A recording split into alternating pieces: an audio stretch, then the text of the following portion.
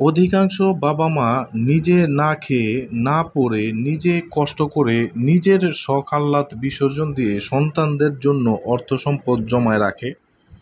তবে আমার কাছে যেটি উচিত বলে মনে হয়, সন্তানকে মানুষের মতো মানুষ বানানো, লেখাপড়া শেখানো, তাহলে সে নিজেরটা নিজে করে খেতে পারবে।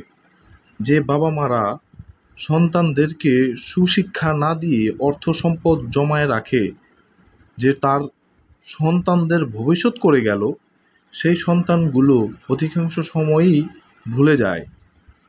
যে বাবা-মা এত কষ্ট করে অর্থ-সম্পদ, টাকা-পয়সা রেখে গেল, তার জন্য মিলাদও দেয় না, এমন সন্তানও আছে। বাবা-মা হিসেবে সন্তানের প্রতি দায়িত্ব আছে তার মৌলিক চাহিদা পূরণ করার। তারপর আপনার নিজের প্রতি খরচ করা উচিত, কারণ জীবন তো আপনারও একটাই। মারা যাওয়ার পরে তো আপনি এই সম্পত্তি ভোগ দখল করতে পারবেন না। সন্তানদের জন্য সম্পদ না জমিয়ে সন্তানকেই সম্পদে মতো বড় করা উচিত। এর বেনিফিটস ইহকাল ও পরকাল দুই কালেই পাওয়া সম্ভব। বলছিলাম সুমন সরোয়ার, শুনছিলেন সুমন সরোয়ারকে।